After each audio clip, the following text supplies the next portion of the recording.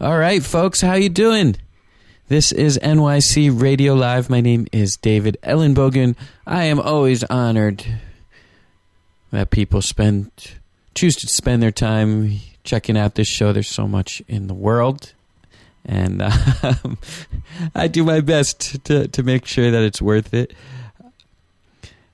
This episode is pretty cool. I've just been digging through the archives because I have a kind of neurosis, that I feel that when I have great material and it's only on my hard drive, that it's not doing anything, and it should be in the world, meaning experienced by you. So here is one deep from the archives. I think it was a few years back. I did a show with a giant of kind of, what would you call it?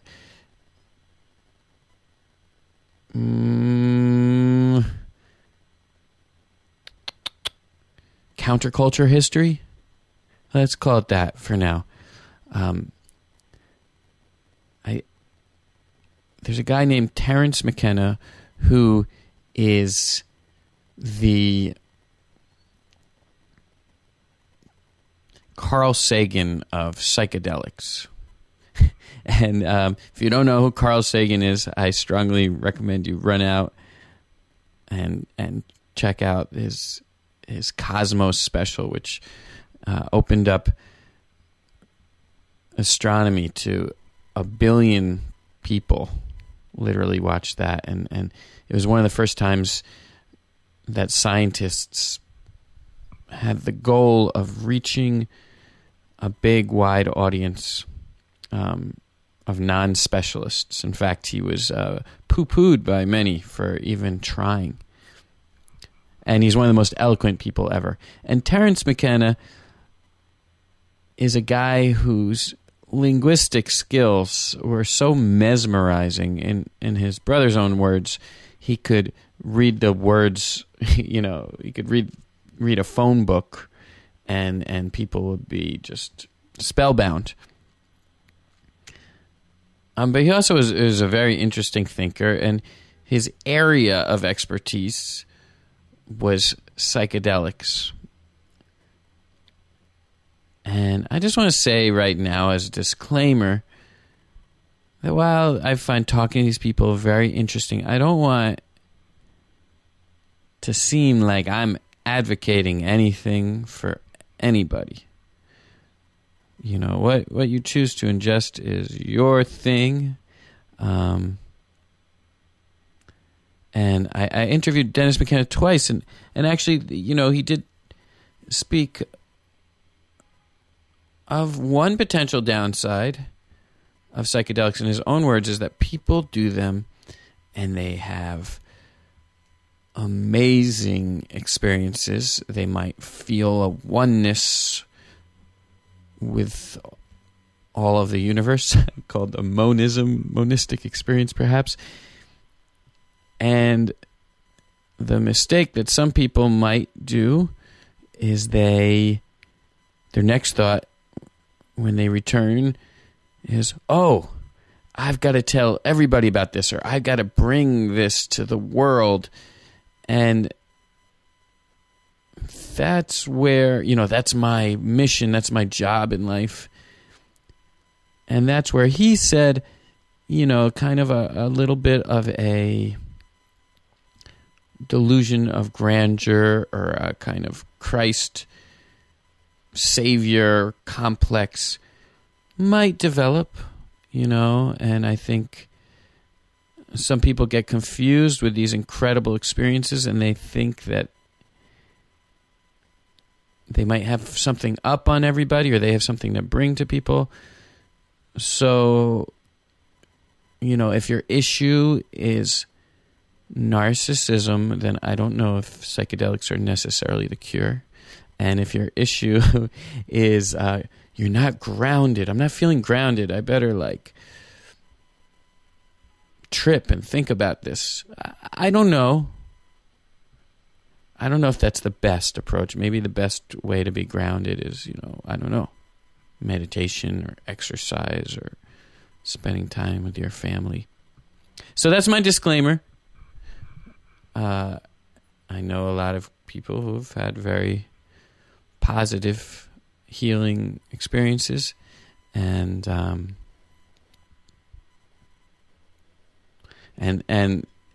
so it's a little strange because this is mostly a music podcast,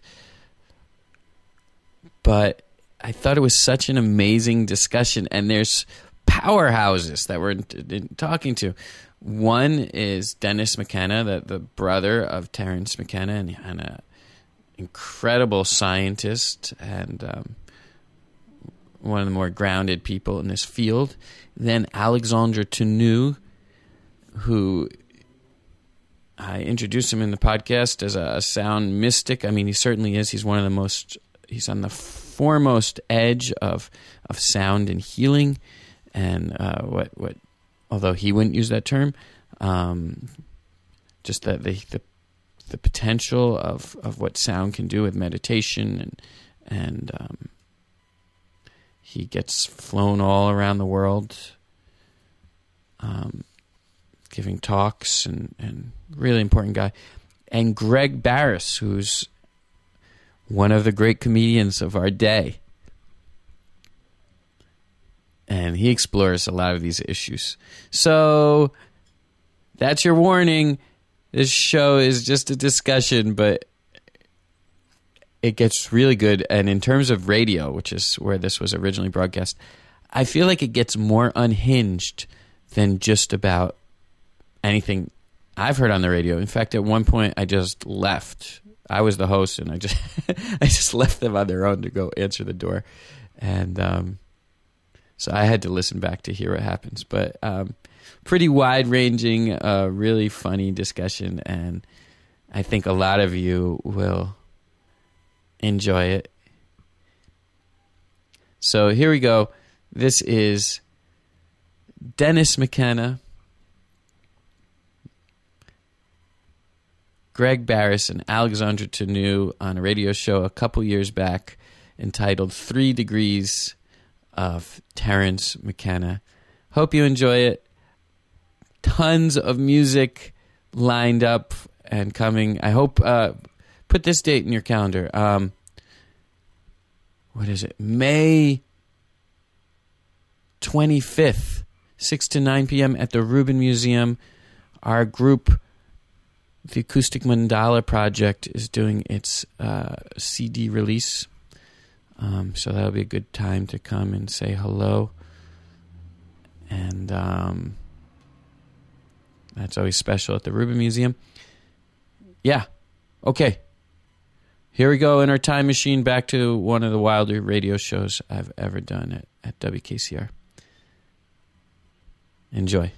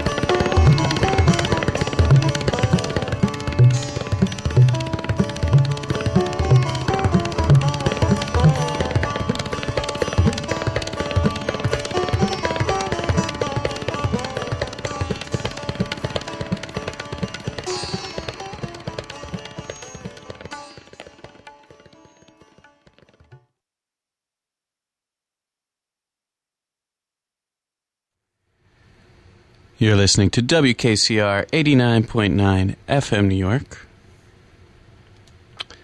My name is David Ellenbogen, and it pains me to turn that beautiful music off. However, we gave that show an extra 13 and a half minutes, so it was out of the love of our hearts. And also, out of the love of our hearts, we want to thank the host, Sri Harsha. Say what's up, Sri Harsha. Thanks for listening, everyone. It's been a pleasure. Yeah, Sri Harsha took over a show that we started, I don't know, maybe 10 years ago. He took it over, and he did all the live Indian Raga stuff on KCR. Oh, he was involved with almost all of it for a long time. So that was a great service you did. Thank you. And now you're off to somewhere. Somewhere, yeah. Where are you going? I don't know. One of these places. One of the two coasts. I will end up somewhere. So humble. All right. He's going to Harvard or Princeton to do something with... this guy's a scientist, too, you know. Oh, okay. Yeah. You don't have to be ashamed. In fact, you can stick around. You might ground this situation. Anyway, the show here, we have Terence McKenna, who just wrote a book that there's a huge buzz around. In fact, it made the most... money on Kickstarter as a crowdfunding for a book, so there's a lot of interest. It's called The Brotherhood of the Screaming Abyss. Welcome, Dennis. Thanks for coming on. Thanks, David. It's a pleasure to be here. Yes, and it feels like a real radio show all of a sudden, right? Indeed, it does. And making it even that much more real, Alexandre Tannous, who he is a Renaissance man, I would say. He's. I wrote on the website that you are a sound mystic, because I really think that. You don't have to agree or disagree, but I think you're a sound mystic, and or perhaps a sound wizard is a better. A wizard, yeah. That's okay. Fine, you're a sound wizard. But and I also said that I think that you are on your own path of exploring where sound and meditation and healing meet. I mean, that's how you're spending your time. So that's a fair assessment. So welcome, Alexandre. Thank you. Very happy to be here, David. And rounding out our discussion is comedian Greg Barris. And I don't know, how do you introduce a comedian, right? You need to usually say, ladies and gentlemen, Greg Barris. Ladies and gentlemen... Oh, hold on. I have an app for that. There's an app? Stall for time. Hold on. It's kind of jazz you guys listen to on this station, right? Da-da-dee. Do-do-do. Man. Okay. So I used this when I was recently, thanks to Alexandre's influence, I went out to see these people who live in Mali, the Dogon people. You know about it. Dennis, you know about the Dogon people. We know about the Dogon. Yeah. Tell them a little about the Dogon, and then I'll do what I... No, Alexandre is the one. He's been there. I haven't. Right. Okay, say a little about the Dogon people, and then I'll those Dogon people. Finish introducing Greg. Dogon people. Go ahead. How much do you want me to say? We only have an hour. Yeah. It's very, very short amount, actually. Very briefly. The Dogon are considered some of the most enigmatic tribes, most studied by anthropologists, because of their belief system and the enigmatic origins that they have. They now live on a mesa, long, huge mesa in northern Mali. You kind of encounter them on the way to Timbuktu. And they retreated and lived on the mesa. They actually also called people of the cliffs because they took refuge in this mesa because they wanted to keep their animist religions. So they're cliff-dwelling people out, kind of like the Anasazi people. Exactly. And you once told me that they are...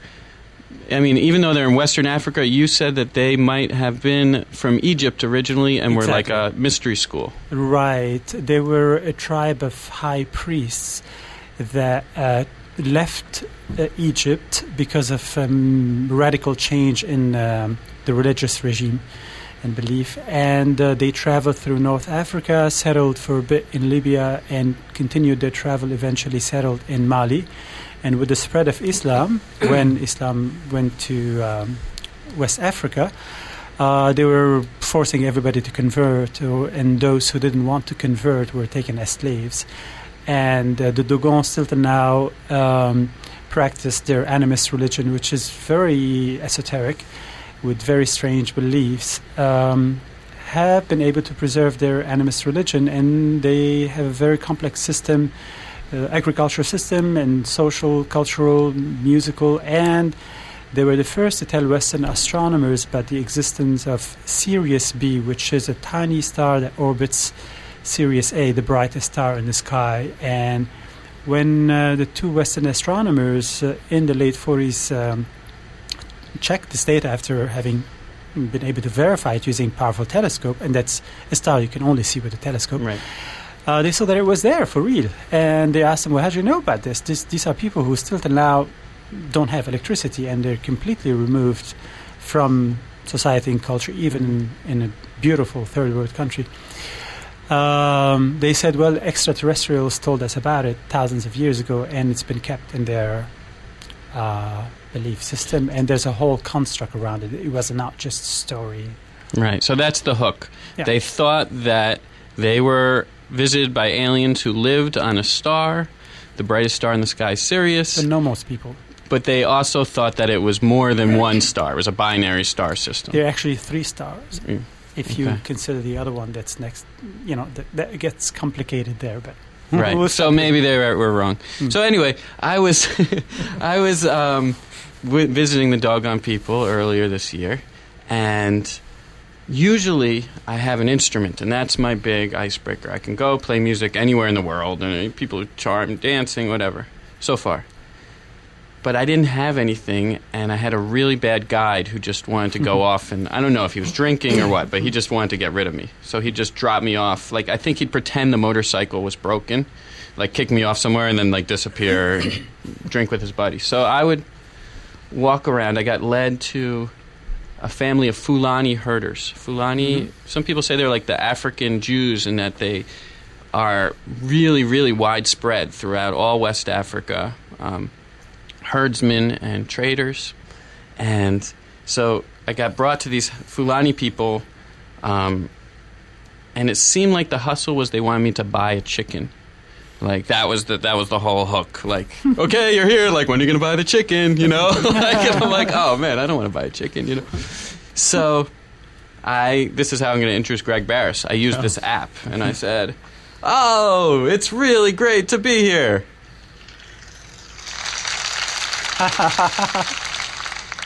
I'm like, oh, but I'm just kidding.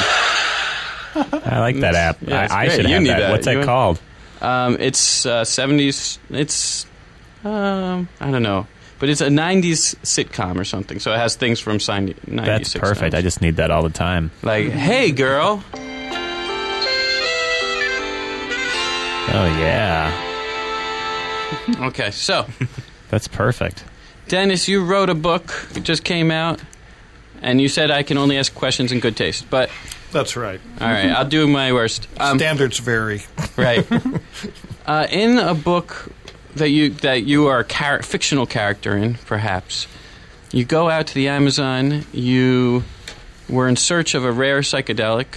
You didn't find it, but you found an incredible amount of mushrooms.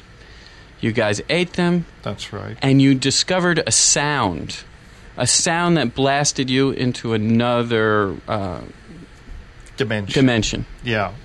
Go ahead. Well, that's kind of the capsule version of the idea. We went to the Amazon in search of a new hallucinogen that nobody had ever heard of called ukuhe, which was used by the Witoto people, which is the ancestral home of the Witoto is this place called La Chirera in southern Colombia. So that's what took us to La Chirera, was our search for this hallucinogen called ukuhe.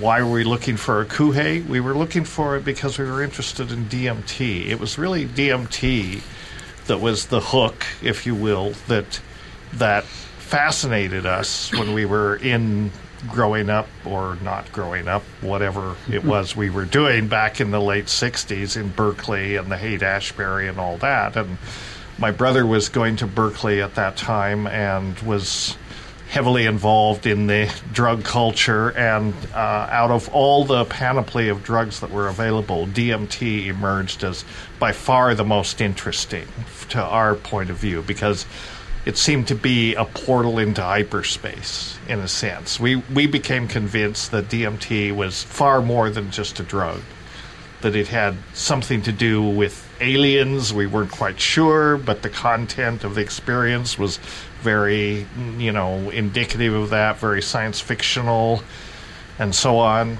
But the problem with DMT itself is it's so short-acting that you can't really get much out of it other than astonishment. I mean, you can bring back loads of astonishment from a DMT trip, but beyond that, it's hard to suss out what it was really about. So we came up with this idea that if we could find an orally active form of DMT, it might last longer, and we might have a chance to get our sea legs, if you were, and kind of stay in that dimension a while and figure out what was going on. So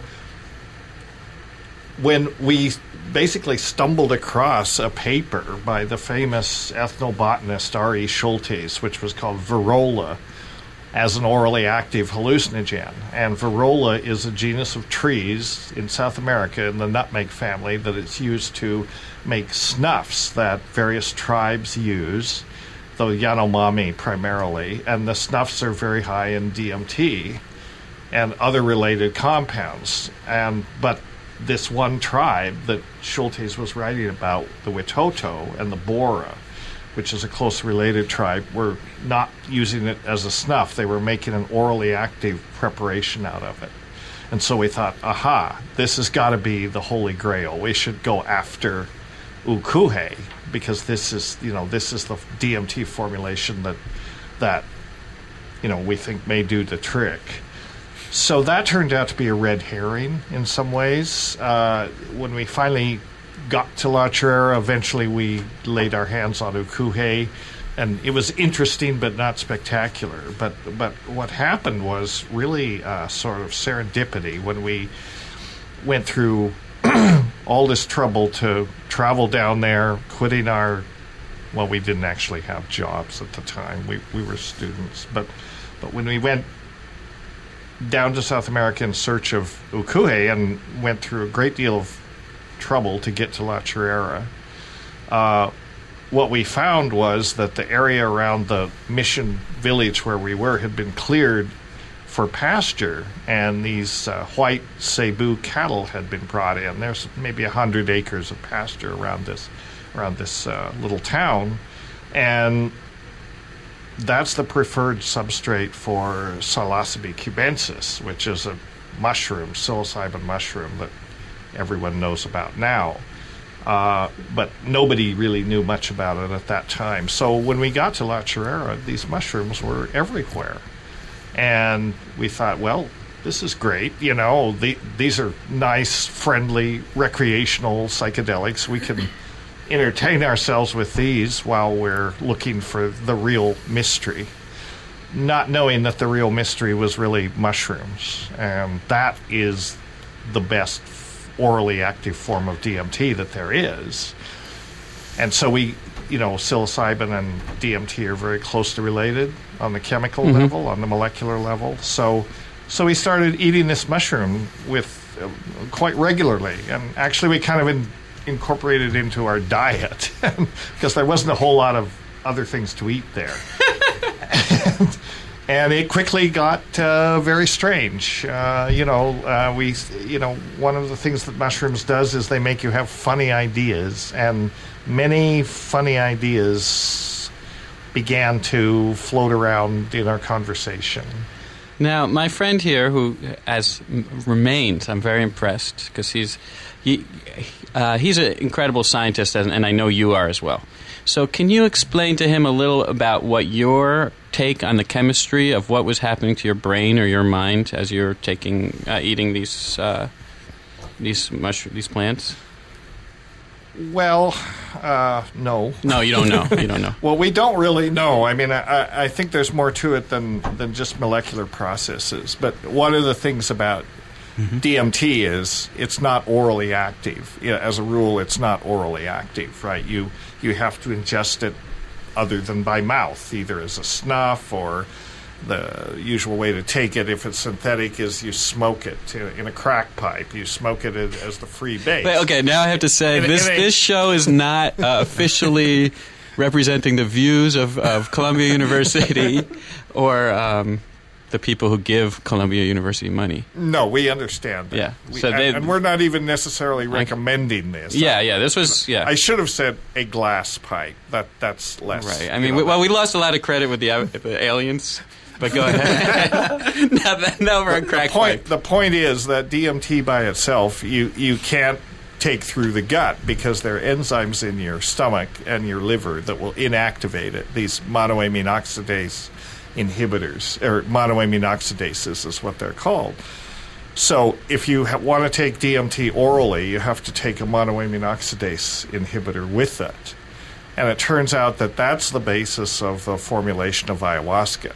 Most people know this who are familiar with ayahuasca. Ayahuasca is made with two plants, one of which contains DMT. The other one contains monoamine oxidase inhibitors. So if you take either one separately, not much happens. In fact, nothing happens. If you boil them together, then you get a powerful hallucinogenic brew.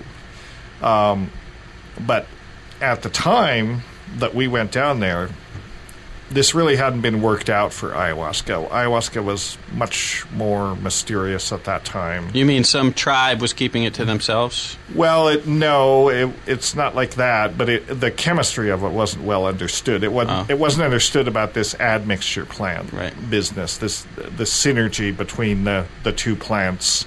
The early ethnobotanists, mostly Schultes students at that time, were beginning to find out that there were other plant components in ayahuasca that really gave it the activity, but this wasn't available to us. This information wasn't published. So we sort of went off in this other direction when we stumbled across this paper about Varrola, and we thought, well, that must be the perfect orally active form of DMT. Let's go after it.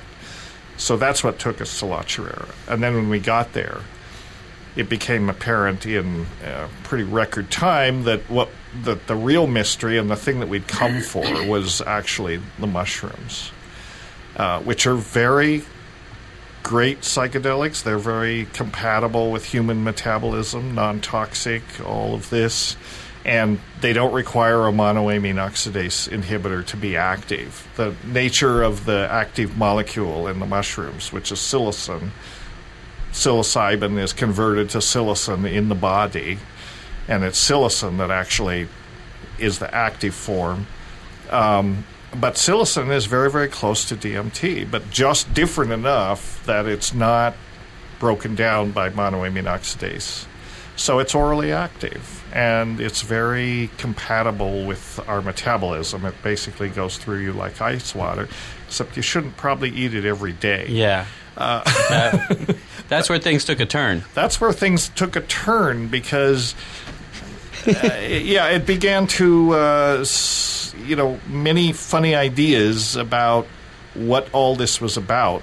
One of the things that psilocybin brings front and center is kind of questions about language. It's almost that it makes verbal activity much more real, almost visible in a certain sense. So there was this sense of communication with some other entity that was either the mushroom or communicating through the mushroom, and that intelligence, whatever it was, began to suggest certain ideas about certain things you could do using the sounds that we could hear inside our head on large doses of mushrooms.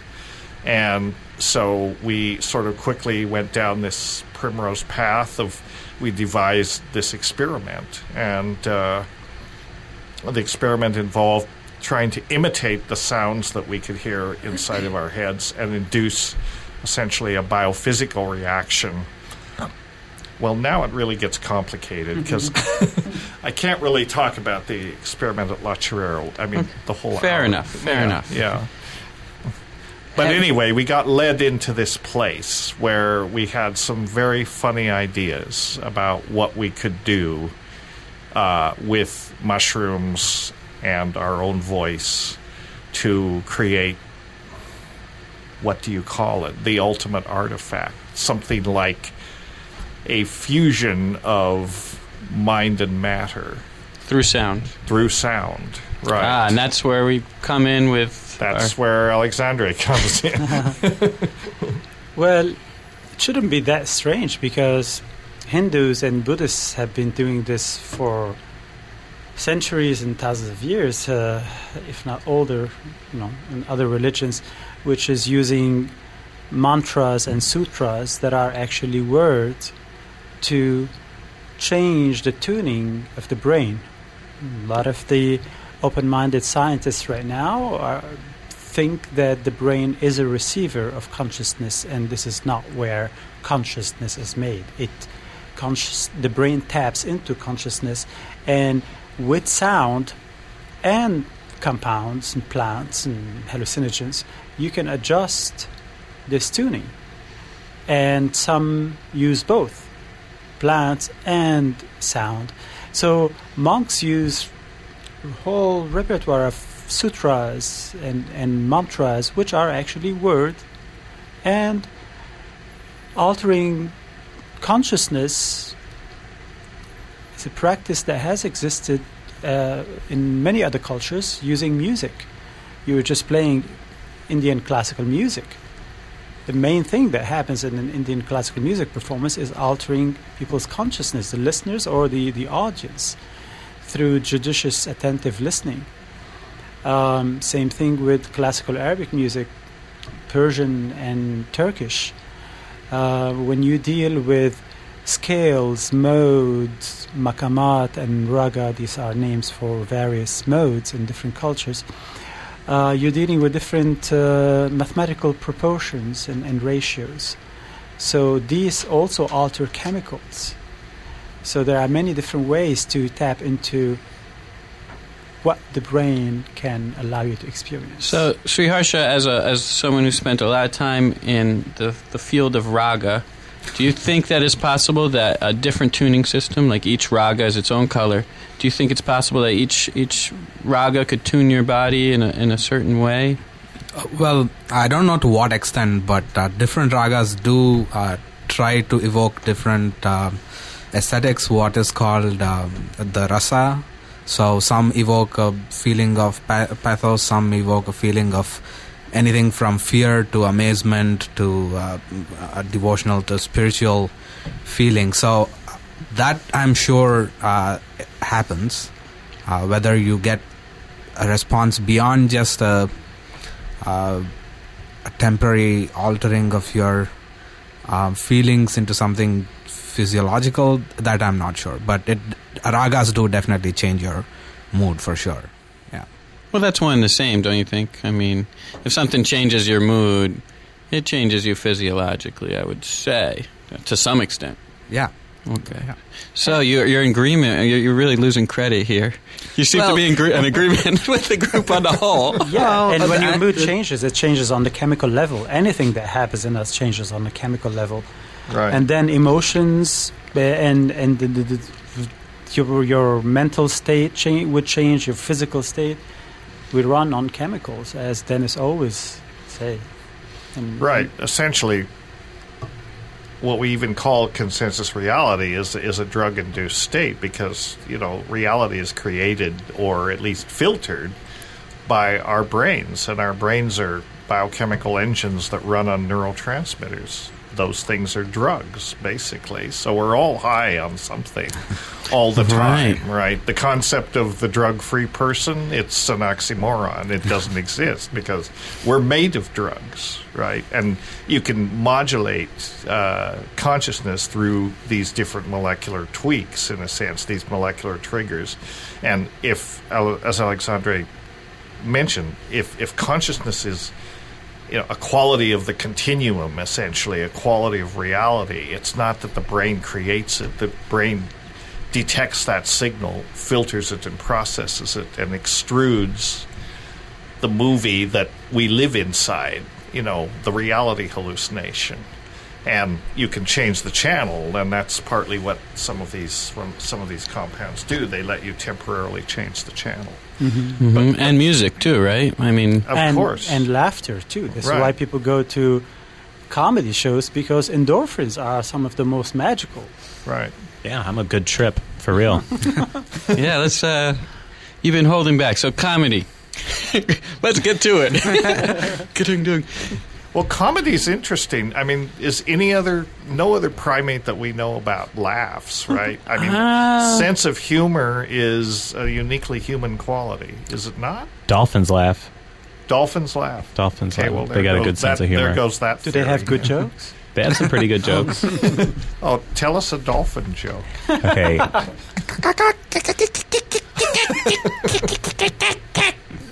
Right, it's a little dirty for the radio, That's but real funny. I'm surprised he didn't bleep me out. You always tell the Hey, same joke. you guys keep talking. My next guest is trying to come in. So Oh, take wow. over. So, let's... Tell us about dolphins. Yeah, I don't know so much about dolphins. I got into dolphins because I was into John Lilly, and who invented the sensor deprivation tank and is a big... Did you know John Lilly? Did you ever meet him? I never met John Lilly. I said I'm a big fan of his. I mean, I admire his work. He was a real pioneer in this whole area, for sure. You ever do a ton of mushrooms and get inside a sensory deprivation tank? I can't say I have. Wow, I think you would. One would think. You'd think I'd have a lot of things on my map that I probably don't. Man, what's top 3 weird things you've done? We can all go down the line. Top 3 weird thing. Well, I'd have to put DMT up there somewhere. Yeah, sure. I think Salvia divinorum is quite bizarre. I mean, it's far too bizarre for me to handle. It's and Datura nightshade. Well, how did you do that? Datura? Yeah. Embarrassingly, accidentally. You thought it was Pepsi. Yeah, well, no. When I was 16, my friend and I were ready to experiment with about anything. And, we weren't very cautious. We were not observing the usual procedures that you should follow with drugs of this kind. We were basically ready to try whatever came to hand. And we had been experimenting with morning glories because morning glories had been reported to contain the lysergic acid derivatives, which they do. So morning glory seeds, if you take enough of them, you can have a kind of an LSD-like experience. And so we had been, we'd gone to the garden store and bought Heavenly Blue seeds and ingested them and didn't really get very far.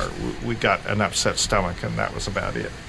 And but there was a bush that grew in a vacant lot in the town that I lived in, and it had big white flowers, and I stupidly thought that it was a kind of morning glory. This is how bad a botanist I was at the time. I had no idea what I was doing, but I thought this was moonflower, which is a kind of morning glory. So I thought, well, the ones that we bought at the garden store didn't do much, but let's give these a whirl. So we went and collected the seeds. Well, turns out that was datura. That was what people call Jimson weed.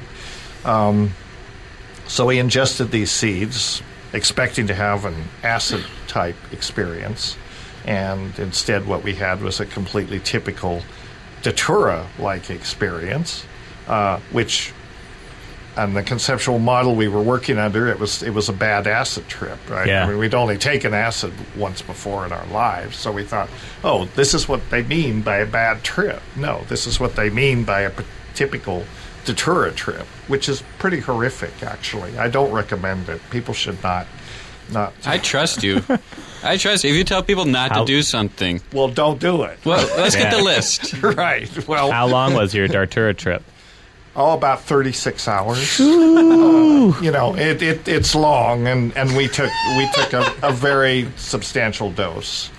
And datura is I sometimes tell my students it's not a psychedelic, but it's a true hallucinogen. And by that I mean you actually see hallucinations. On psychedelics you see things, but you usually know that they're not real.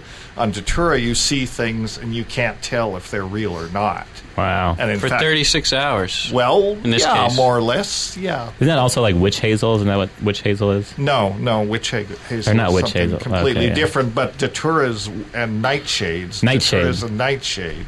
It Nightshade. definitely was used in European witchcraft. Yeah, right. It's also the basis of a lot of brujeria in South America. The so-called tree Daturas, which in South America are known as toei, are also used very much in shamanic practices down there. But by people who know what they're doing or think they know what they're doing, not by 16-year-old kids who didn't know anything. You know? Yeah, you're lucky So you we didn't were go blind kind of or lucky. something. Yeah, exactly. we were lucky that we got through that one. Yeah, some people don't come back from these things, right? And then 2 weeks after we took it, I was flipping through a botany book, and I stumbled on a picture, and it was this plant. It was exactly this plant. You could and I realized, oh, this is Datura stramonium or Datura matal or whatever it was, not a morning glory.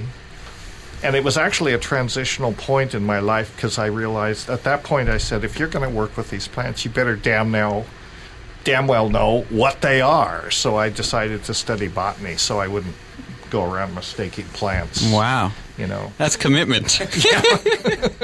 It was self-preservation, really. Wow, and the guy who led you through all this, which was supposed to be the theme that I didn't make clear, except on the website, is that your brother, who you were with, became pretty damn famous. And some of those bad ideas, as well as the good ones, exploded into popular consciousness. Your brother was Terence McKenna, who, That's right. if people just Google him, you can find tons of speeches, and he is one of the most extemporaneously eloquent people I've ever heard in my life. Even when he's completely off base. Oh, it's even more interesting. Right. I mean, one of the great things about Terrance was that he didn't have to make sense, you know. It was the voice. That was the thing. It was the voice. I used to kid him that, you know, he could read the phone book and people would sit enraptured, you know. It wasn't what he was saying. And he used to hate to have me come to his seminars because I'd be the only person that would stand up and challenge him. You know? One of those, I think you'd agree with me, bad ideas maybe, was that the 2012 thing got really escalated. I think partially because of his influence, yes, right? He was kind of the guy that sprung 2012, like, you know. That's right. I mean, he was part of the guy that he was the partly responsible for putting this meme out there. I think if he had not come up with 2012, probably people with an interest in the Mayan calendar and all that, because that's the other direction that this thing came from.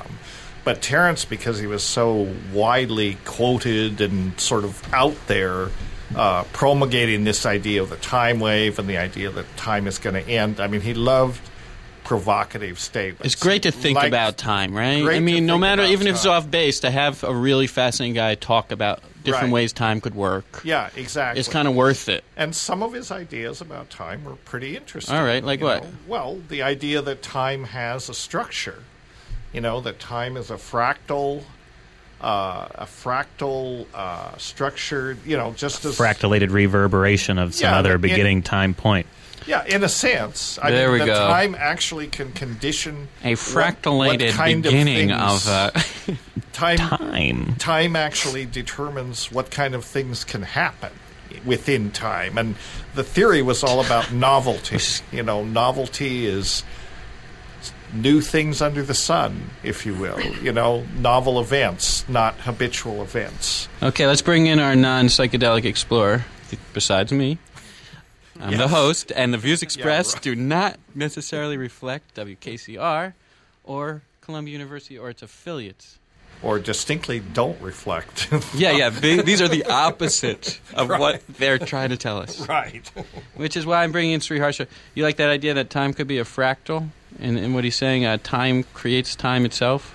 I'm sure time is a very interesting topic, as is the complexity of all the biological phenomena that's being discussed here. But I'm I'm not sure. I would just say that there is enough that is not known to speculate, but nothing to say. It's a fun idea. It's worth kind of spending some time on. Yeah, for sure. Yeah. It's worth spending time thinking about time. There we go. It's a fractal. Well, I Proved it. like the idea that many people think that time exists for things not to happen all at once. Right. If there was no time, everything would happen at once. Yeah. And this was kind of the basis of Terrance's theory. I mean, the idea that time sets boundary conditions on the kinds of things that can happen. This really goes to the ideas of Alfred North Whitehead, who was a pretty credible guy, a mathematician, and he wrote his philosophy was all about process and how do events happen. And he talked about how does novelty ingress into the continuum? How does something actually undergo? If we live in think of yourself as living in a matrix where all possibilities are possible, but only certain things happen, right? So why do certain things happen when potentially anything could happen? And Whitehead spent a lot of time thinking about that. How does something undergo the formality of actually occurring? And that's what he talked about. And Terrance said that time has an energy, that time actually determines this, and that you can measure it and quantify it. And that's what the time wave is supposedly about. And it was based on certain mathematical properties of the I Ching, this oracle. See, that's where I think it started slipping away a little bit. Right. Maybe. I mean, I don't know.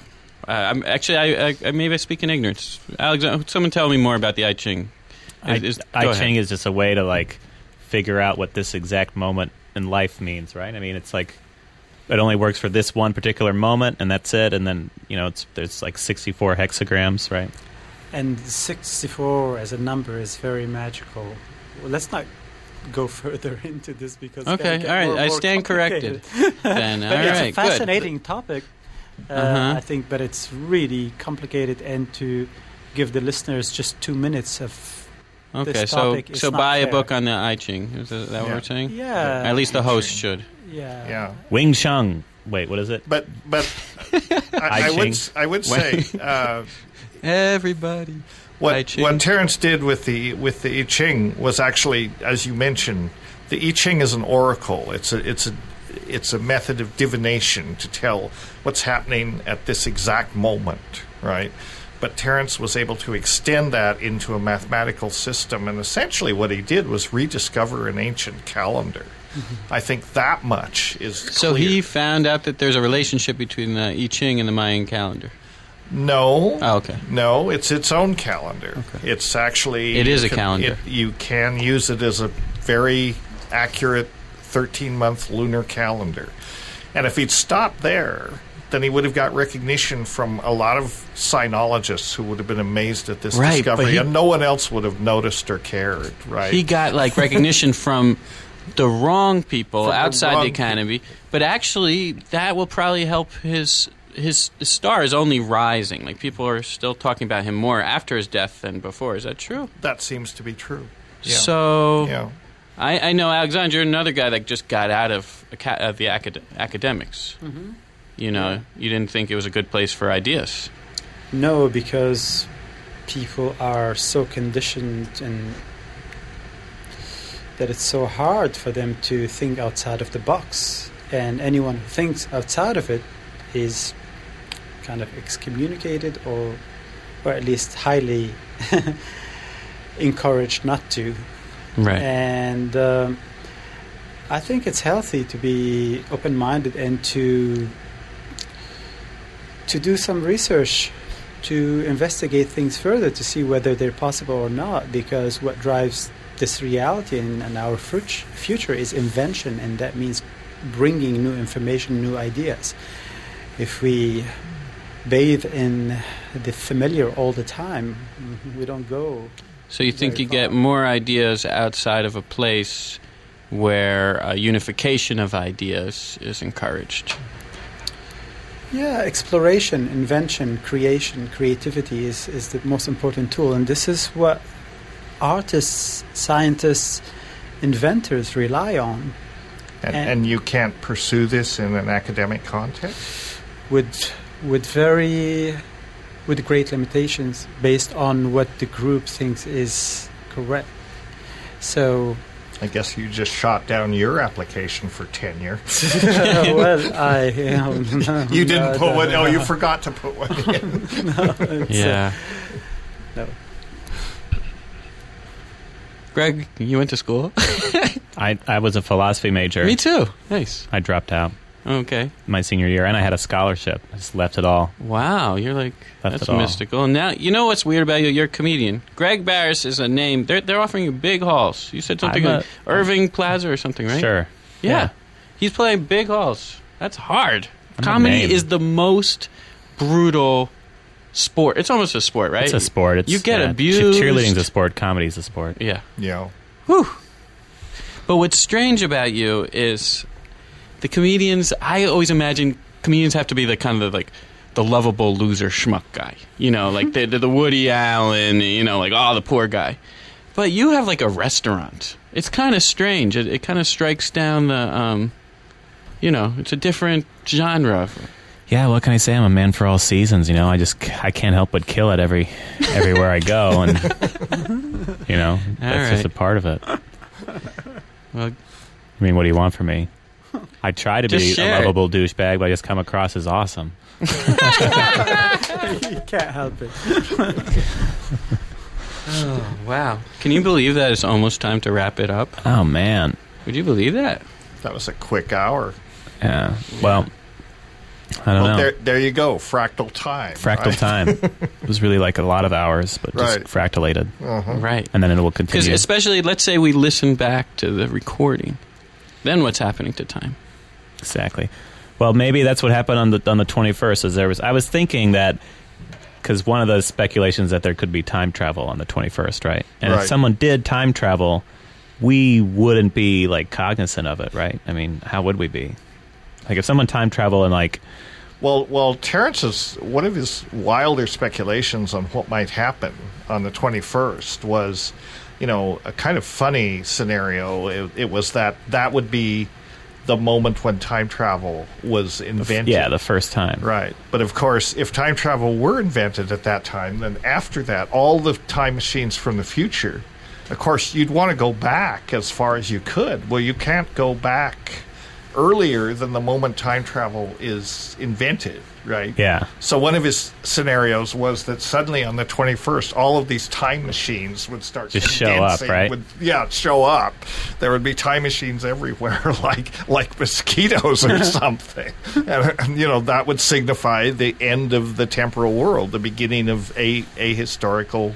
Yeah, or at least we'd see Atemporal, like yeah. a lot of like time travel tourists popping up, Yeah, like exactly. wanting to check out, like, oh, let's go to that radio interview from Right. 2012, Exactly. 13. Exactly. I mean, if you had a time machine, you'd want to go back. You'd want to be here you'd right want now. to go ahead, but you'd want to go as far back as you could to see Definitely. the origins of the whole thing. So all these tourists would show up. Yep. So I don't And know. that would be a shocker, but that didn't happen. Didn't So, happen. no. Such a.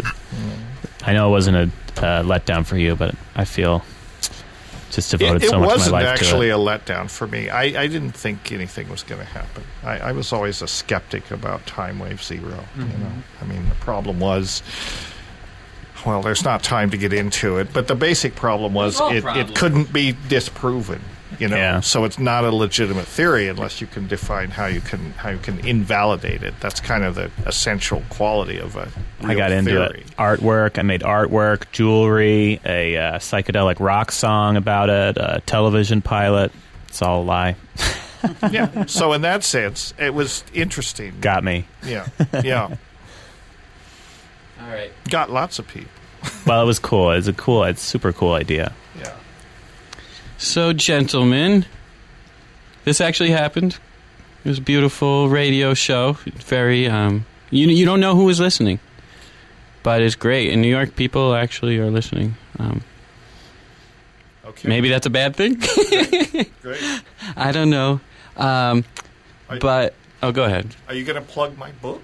Yes. Yeah, I know. I was just going to get to that part of good. the show. But I have to say, I think this is the first. I think I'm doing something new in radio in that I've never heard the host leave to go answer the door. Have you? No. Some people would say unprofessional, but other people could say trailblazer. You know. Thanks. I think so. That's the direction things are going in. Right? Yeah. Right. So yes, if you want to learn more about Dennis and his adventures,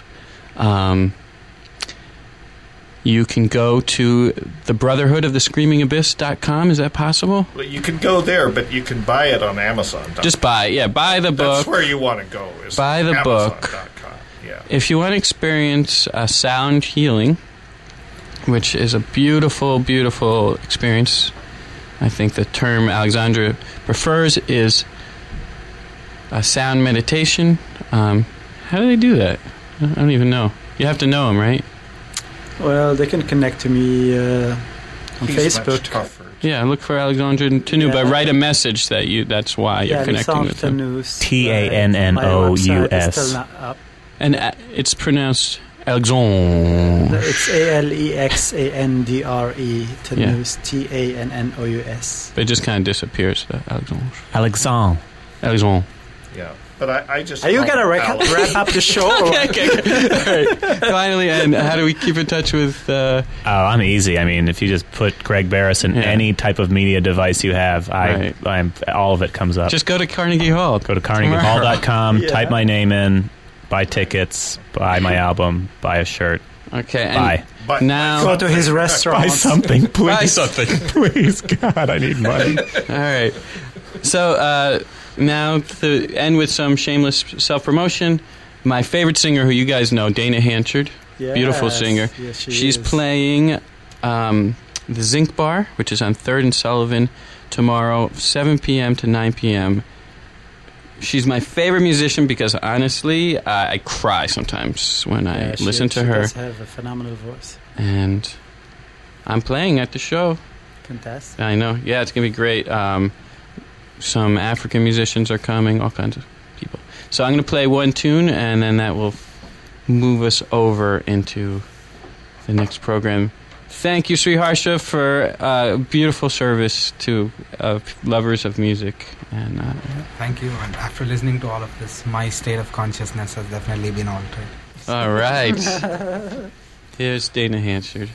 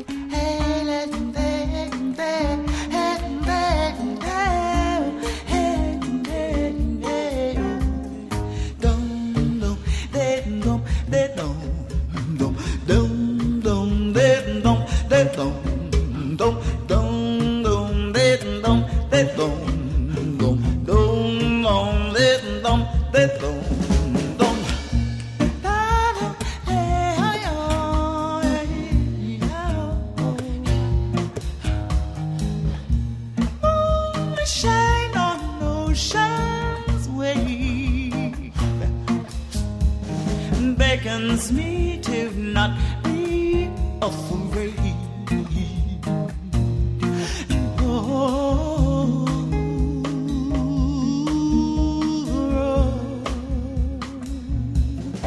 Over the blue dust sweeps the sky.